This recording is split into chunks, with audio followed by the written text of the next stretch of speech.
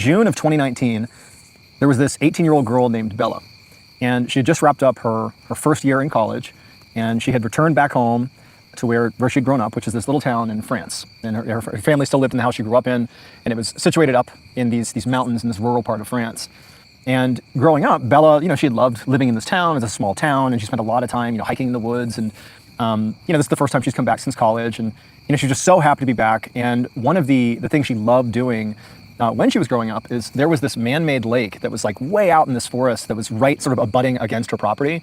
And the man-made lake, the reason she liked it so much is no one really knew about it beyond the people who literally made it. It's man-made, but it's not like a tourist attraction. It wasn't something that was put there for tourists to go hike to or something. It's something that because she lived in town and sort of hiked all over the forest, she had found it. And whenever she would hike out there, which took about 2 hours to go from where she lived through the forest to this lake, she would never see anybody else. It was like pristine wilderness, just forested wilderness. And so she loved that. And so the only other people she would ever see out there would be like her dad, who would sometimes go with her. So anyway, she comes back from her first semester, or first year, I should say, in college. And she gets back home, and one of the first things she does is she's like, I'm gonna go hike out to the man-made lake, do the thing I love so much growing up.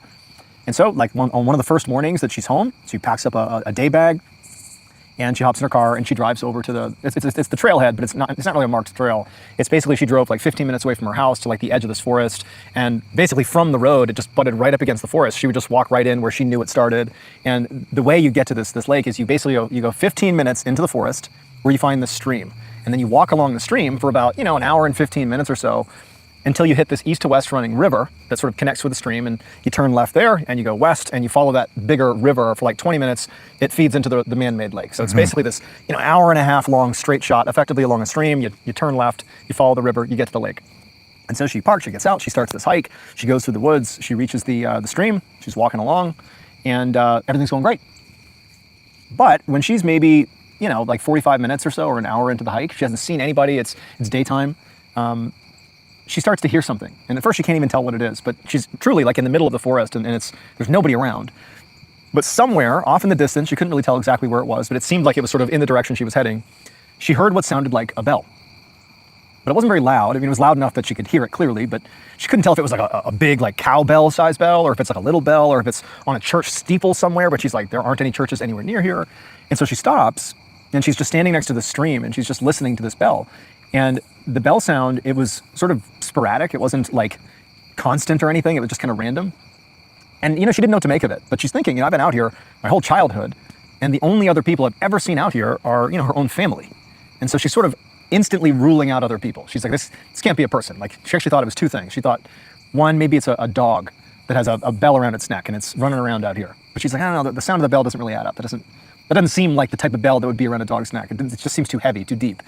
And then the other thought she had was like, maybe there's like a bell that's in a box that's on the stream or on the river somewhere, and it's like gotten stuck against a rock, and the water's like rocking the box against the rock. It's like a really specific thought she has. But she would say, like, that's just what I thought it was. It's the bell in the box in the river or a dog. But she's like, I don't know. But as she's sitting there and she's listening to this bell, somewhere out there, it just stops. And so she'd stopped there for at least a couple of minutes, and she heard it long enough that she experienced it, but then it just stopped. And so she's like, okay, well, whatever, just gonna carry on, who knows what the bell was. And so she keeps walking straight along, basically forgets about the bell, but maybe like 15 minutes before reaching the east to west running river. So she's getting close to the lake at this point.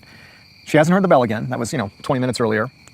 But she looks up ahead, and off to the side of this stream she's walking along, she sees something on the ground. And she doesn't know what it is. And there's a little goat trail that it looks like a goat trail that follows the stream, and it's basically on the trail. And it's like this dark mass that's on the ground. And so she walks up to it, there's nobody around, the bell sound's gone, and she finds it's an animal. It's a dead animal. It's a beaver. And at first, animals die out here. There are animals out here. She wasn't overthinking it. But as she got close to it, she realized that its head was gone. Its head was missing, which again, in the wild, it happens, animal predation, it is what it is. But she quickly noticed that the beaver's head appeared to have been almost like surgically removed.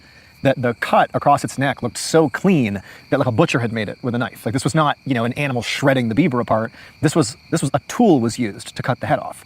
And so that goes through her head. So the first thing she thinks after that is, that's weird, but she kicks it with her foot and she feels it's kind of like still, it's not rigid yet. Rigor mortis hasn't set in. And she's thinking, oh my gosh, I've stumbled across some other predator's prey. They were in the process of like maybe eating this thing. heard me and it scattered off. It's fresh. It's fresh, and she doesn't smell like decomposing or anything. And so she starts to worry that there's like, some, knife-wielding bear or something in the wool, whatever. She doesn't know what it is, but there's some predator nearby that's like killed this beaver. But again, she's thinking it's weird that its head has been removed so surgically. But after a minute or two, she just kind of convinces herself that like, you know what, I'm in the wild. It's a dead animal in the wild. Yeah, it's weird, but not that big of a deal. Mm-hmm.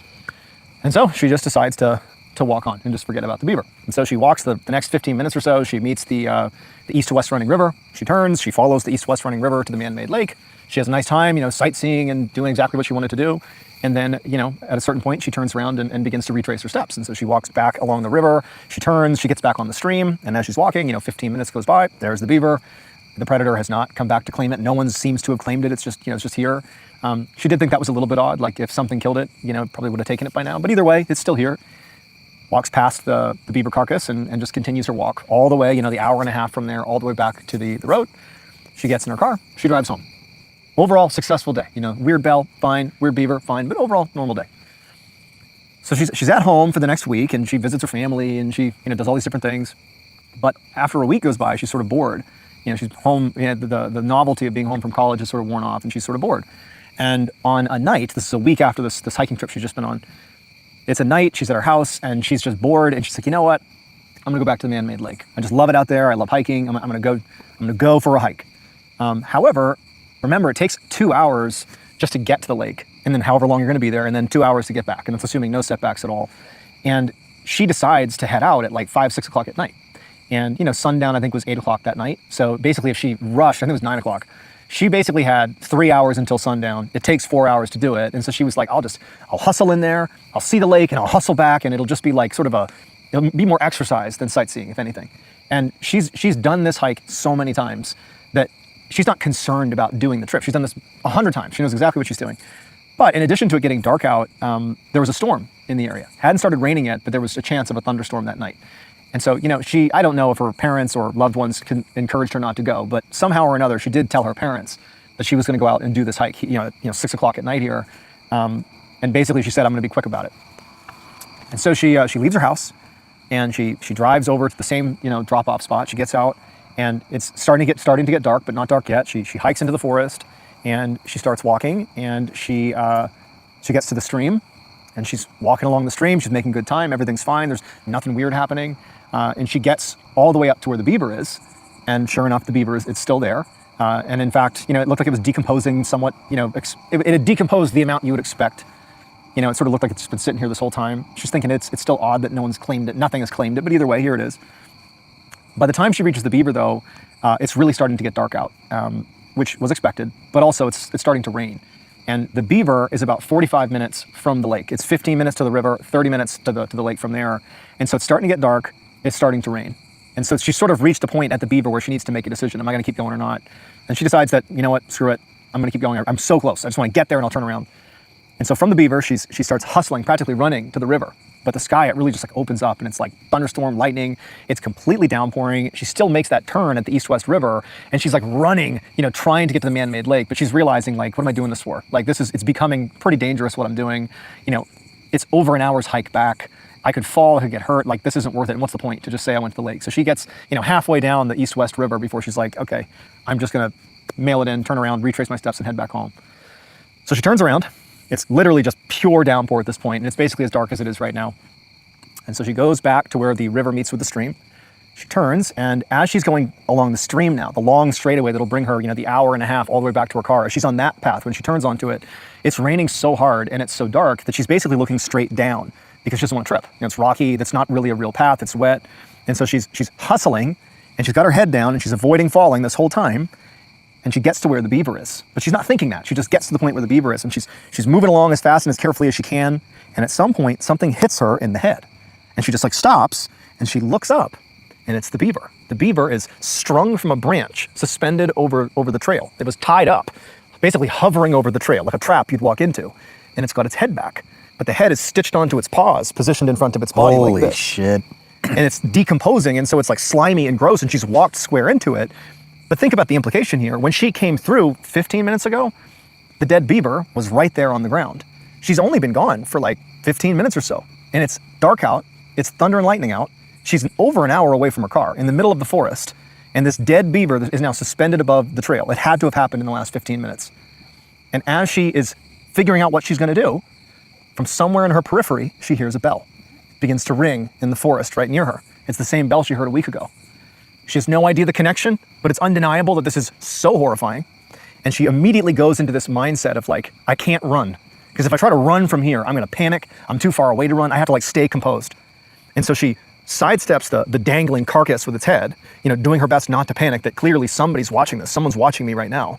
It's dark enough that she really can't see into the forest, and she's hearing this bell sort of off in the distance as it seems to be moving closer to her.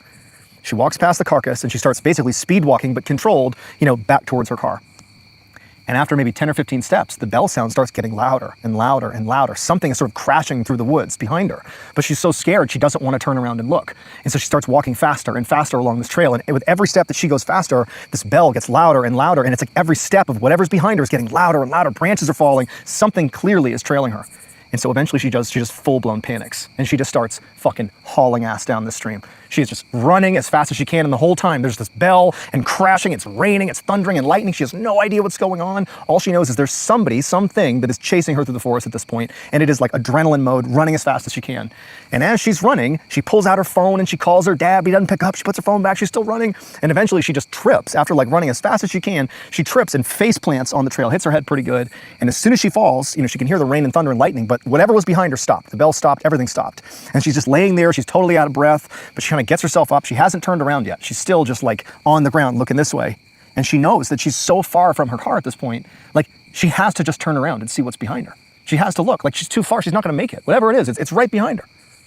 And so she kind of composes herself a little bit, she's totally out of breath, and she turns around. And behind her, it's like, there's not much of a trail, but there's the trail she'd been running on next to the stream, and there's a little bit of a clearing where she's looking. And there's a little bit of moonlight coming through, and she's looking back basically out towards just a bunch of trees and a little bit of a clearing, and there's nothing there. There's nothing in the clearing. And for a second, she's thinking it's all in my head.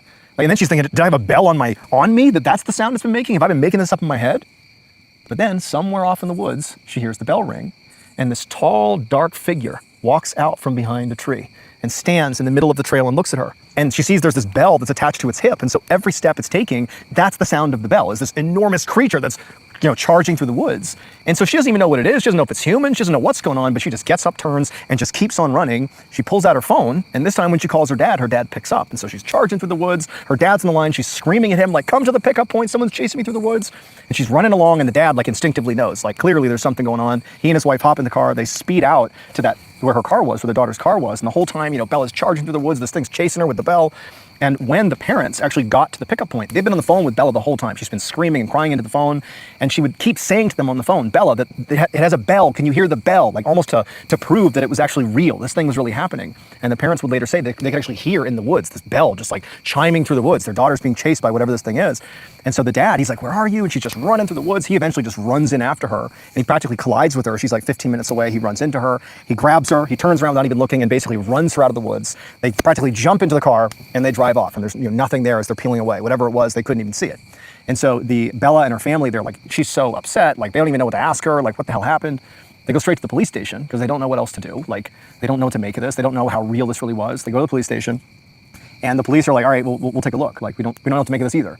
And so the following day, when it was bright out, the police went out there to go search the woods, which there really shouldn't be anybody out there, and they couldn't find anything except they found one of Bella's shirts that she hadn't brought out there that was folded up and left under a rock. That she had not brought out there. That was just out in the middle of the woods. And so she has not returned since.